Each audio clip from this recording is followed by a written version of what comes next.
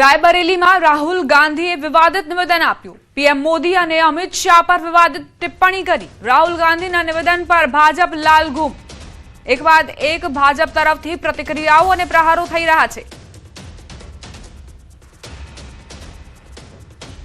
जब ये आरएसएस के कार्यकर्ता आपके सामने आएंगे, नरेंद्र मोदी की बात करेंगे, अमित शाह की बात करेंगे, उनसे आप सामने उनको कहो कि आपका प्रधानमंत्री गद्दार है, आपका होम मिनिस्टर गद्दार है, आपका संगठन गद्दार है, आपने हिंदुस्तान को बेचने का काम किया है, आपने हमारे संगठन, आपने हमारे संविधान पर आक्रमण किया है, आपने अंबेडकर जी पर आक्रमण किया है, आपने वीरा पासी जी पर आक्रमण किया है, आपने गांधी जी पर आक्रमण किया है।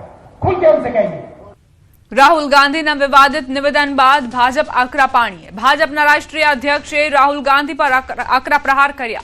રાહુલ ગાંધીનું આ નિવેદન દુર્ભાગ્યપૂર્ણ છે। સતત હાર અને નિરાશાને તેમના સ્વભાવ અને ચરિત્રમાં દેખાઈ રહી છે। કેન્દ્રીય મંત્રી ગિરિરાજસિંહે કર્યા આકરા પ્રહાર। કહ્યું, કાળ માણસ પર છવાય છે ત્યારે વિવેકનો નાશ થાય છે। રાહુલ ગાંધી આટલી હાર બાદ હતાશ થઈ ગયા છે એટલે આવા નિવેદનો કરી રહ્યા છે। राहुल गांधी जी का आज का बयान बहुत ही दुर्भाग्यपूर्ण है और कहीं न कहीं उनकी अराजकतावादी मानसिकता को दिखाता है।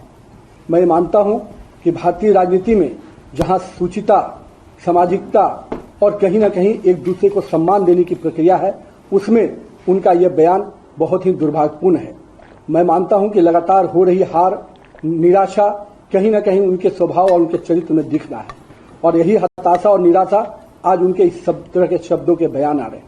मैं पूछना चाहता हूं राहुल गांधी जी, आपके पूर्वजों ने इस देश की जमीन और जमीन को हमेशा गिरवी रखने का काम किया, कभी हमारे सैनिकों के मनोबल को बढ़ाने का काम नहीं किया, लेकिन हमारे यशस्वी प्रधानमंत्री श्री नरेंद्र मोदी के नेतृत्व में इस देश की जमीन भी सुरक्षित हुई और देश के लोगों का जमीर भी मजबूत हुआ।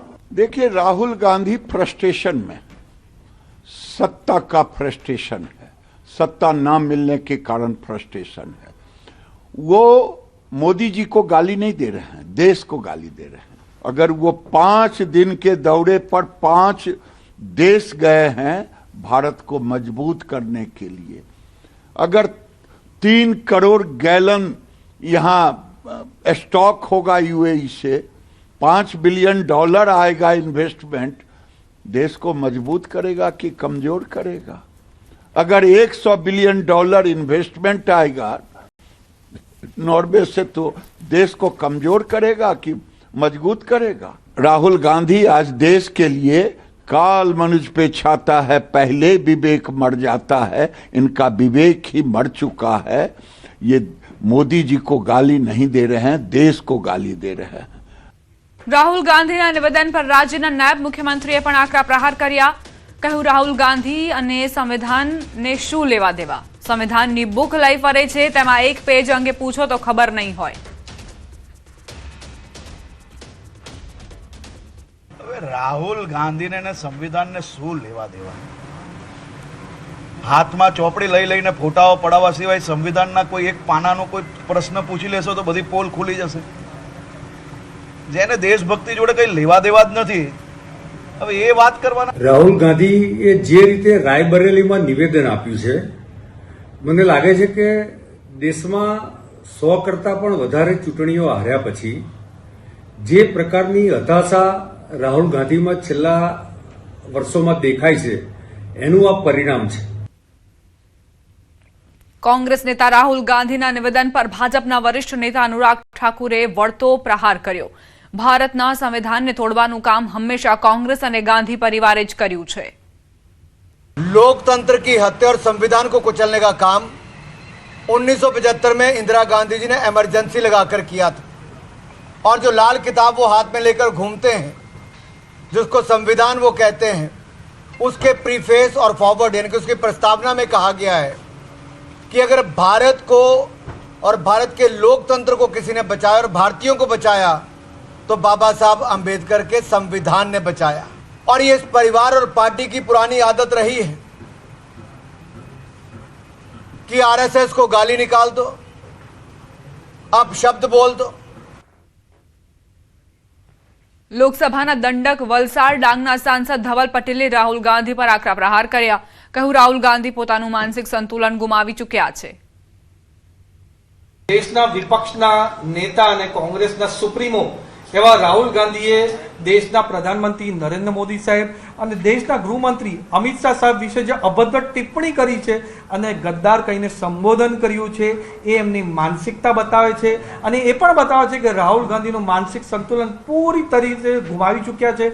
2007માં પણ આ જ રીતે સોનિયા ગાંધીએ આપણા દેશના પ્રધાનમંત્રી મોદી સાહેબ જ્યારે ગુજરાતના મુખ્યમંત્રી હતા ત્યારે એમને મોતના સોદાગર કહ્યું હતું, ને ત્યારે ગુજરાતની જનતાએ એમને મુંહ તોડ જવાબ આપ્યો હતો અને કોંગ્રેસની કારમી હાર થઈ હતી. દેશની જનતા હવે એકદમ જાગૃત થઈ ગઈ છે અને આ લોકોને મુંહ તોડ જવાબ આવનારા દિવસમાં આપવાનું છું.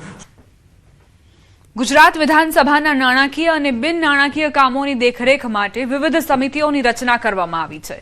વિધાનસભા અધ્યક્ષ શંકર ચૌધરીએ જણાવ્યું કે ચૂંટાયેલા સભ્યોને અલગ અલગ સમિતિઓમાં સ્થાન આપવામાં આવ્યું છે. અંદાજ સમિતિ, પંચાયત રાજ સમિતિ, જાહેર સાહસોની સમિતિ અને જાહેર હિસાબ સમિતિની રચના બિનહરીફ રીતે કરાઈ છે. ડોક્ટર CJ ચાવડાને અંદાજ સમિતિના ચેરમેન, પંકજ દેસાઈને જાહેર હિસાબ સમિતિ, રમણલાલ વોરાને જાહેર સાહસોની સમિતિ અને ઉદય કાનગડને પંચાયત રાજ સમિતિના ચેરમેન તરીકે પસંદ કરાયા છે. ઉપરાંત વિવિધ કલ્યાણ અને વિશેષાધિકાર સમિતિઓમાં પણ સભ્યોની નિમણૂક કરાઈ છે. આ તમામ સમિતિઓ વિધાનસભાના અધિકાર હેઠળ નાનકડા ગૃહ તરીકે કાર્યરત રહેશે.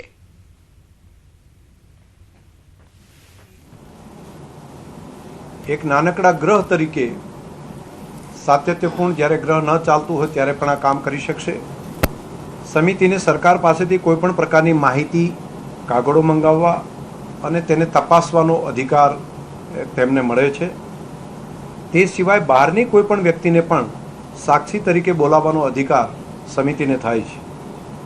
અને ગમે તે વખતે વિધાનસભાની સમિતિ સમક્ષ જવાબ અને ખુલાસો આપવા માટે વિભાગોને નિયમ મુજબ તેમને સૂચના મળતી હોય છે અને તેમને તે પ્રમાણનું કાર્ય કરવાનું રહેતું હોય છે. ડાંગ જિલ્લા પોલીસને મોટી સફળતા મળી. ચામઠા ગેંગનો મુખ્ય સૂત્રધાર વાપીથી ઝડપાયો.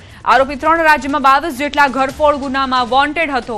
ગુજરાત, કર્ણાટક અને આંધ્રપ્રદેશમાં તરખાટ મચાવ્યો હતો. ડાંગ LCBની 4 ટીમોએ વોચ ગોઠવીને તેને દબોચી લીધો.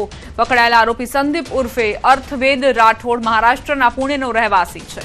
ડાંગના સાપુતારા પોલીસ મથકે પણ ચોરીની ફરિયાદ નોંધાયેલી છે. આરોપી પાસેથી રોકડ સહિત કુલ 26,800નો મુદ્દામાલ કબજે કરાયો.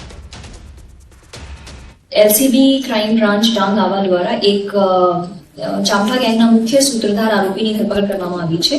અને આ આરોપી સાપુતારા પોલીસ સ્ટેશનના 3 ઘરફોડમાં વોન્ટેડ હતો અને એના સિવાય આંધ્રપ્રદેશ, મહારાષ્ટ્ર, કર્ણાટકમાં 22 થી વધારે ઘરફોડ ચોરીમાં નોંધાયેલી છે અને આ 14 થી વધારે કેસોમાં વોન્ટેડ અત્યારે છે. અને એક આ બહુ સારી કામગીરી LCB બ્રાન્ચ દ્વારા કરવામાં આવી છે. અંબાજી ખાતે ચાલી રહેલી કોરિડોરની કામગીરીને લઈને વિવાદ સામે આવ્યો. સ્થાનિક ગ્રામ પંચાયત અને આગેવાનોને વિશ્વાસમાં લીધા વિના કે કોઈ પણ પૂર્વ મંજૂરી વગર કામ શરૂ કરાતા વિવાદ સર્જાયો. કામગીરી દરમિયાન પાણીની પાઇપલાઇન તૂટી જતા ગ્રામજનોને પાણીની ભારે હાલાકી વેઠવી પડી રહી છે.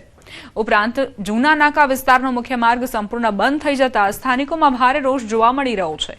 આ તમામ પ્રશ્નો અને યોગ્ય સંકલનના અભાવે સરપંચ દ્વારા ગ્રામ પંચાયત પરિસરમાં ધરણા યોજવામાં આવ્યા હતા અને જિલ્લા કલેક્ટરને આવેદનપત્ર પાઠવી આ બાબતે તાત્કાલિક યોગ્ય કાર્યવાહી કરવાની માંગ કરાઈ છે. માટેનો એક મુખ્ય રસ્તો છે, તો એ લોખંડની જે પાઇપ છે એ બધી કાઢી નાખે તો રસ્તો ખુલ્લો થઈ જાય તો ગામવાળા પણ હેરાન પરેશાન ના થાય એવી માંગ છે અમારી. કે એટલે એ માટેનું આવેદનપત્ર આજે ધરણા પર અમે બેઠા હતા અને આવેદનપત્ર લઈને આજે કલેક્ટર શ્રી સાહેબને અમે આપવામાં આવ્યા અને એમને ધ્યાન દોરવાનું કહ્યું અને સાહેબે એ ધ્યાનમાં છે, ધ્યાન રાખીશું, આગળ સારું કાર્ય કરીશું એવું અમને આશ્વાસન આપ્યું છે. અને સરનાબસ સાહેબે કહ્યું છે એટલે સમેટી લઈશું અને આગળ પણ જો કોઈ અધિકારી નહીં સાંભળે તો પછી ધરણા પર પાછું બેસવું પડશે અને ગામવાળા હેરાન ના થાય એ માટેનું મારે કામ કરવું પડશે.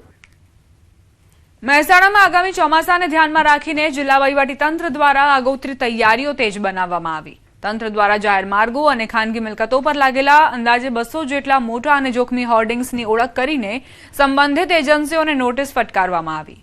ભારે પવન કે વાવાઝોડામાં આ હોર્ડિંગ્સ ધરાશાયી ન થાય તે માટે એજન્સીઓને તેમના સ્ટ્રક્ચરનું સ્ટેબિલિટી સર્ટિફિકેટ રજૂ કરવા આદેશ અપાયો અને જો કોઈ હોર્ડિંગ જોખમી જણાશે તો તેને તાત્કાલિક ઉતારી લેવાની કડક તાકીદ કરાઈ છે.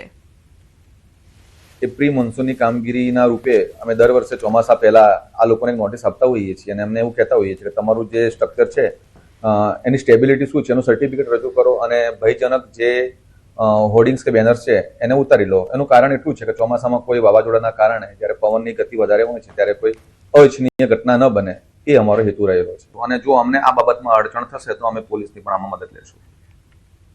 ગુજરાતના ખેડૂતો હવે પરંપરાગત ખેતી મૂકી આધુનિક અને બાગાયતી પાકો તરફ વળી મબલક કમાણી કરી રહ્યા છે, જેનું ઉત્તમ ઉદાહરણ ડાંગ જિલ્લો બન્યો છે. ડાંગ જિલ્લો હવે ગુજરાતનું નવું સ્ટ્રોબેરી હબ બનીને ઉભરી આવ્યો છે.